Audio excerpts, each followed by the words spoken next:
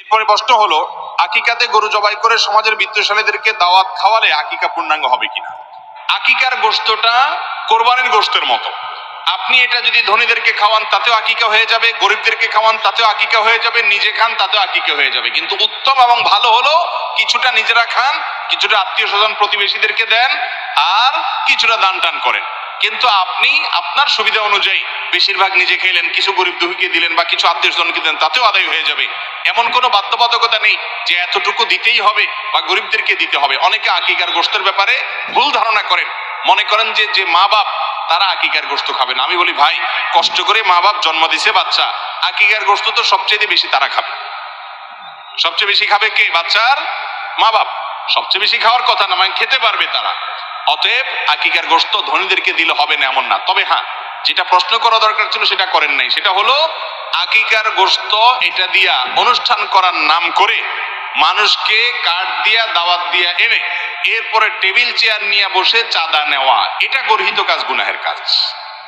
কথা কি বুঝাতে পারছি?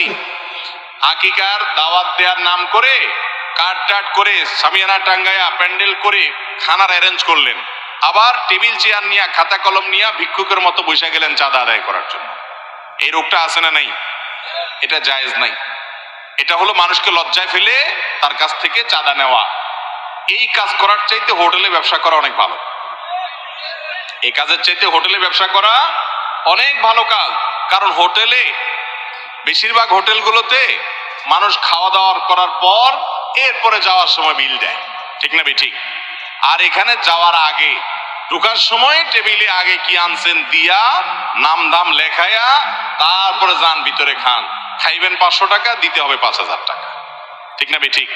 এই চাঁদাবাজি এবং এই কুপ্রথা, এটা আমাদের এখান থেকে বেরিয়ে আসতে হবে। আপনার বাচ্চারা আকিকা খেতে এসে দাওয়াত পেয়ে না গেলেও দোষ, আর গেলে এতগুলা টাকা দিয়ে আসা লাগে, মানুষের বরং বদদোয়া আসে। অতএব এটা জায়েজ নাই।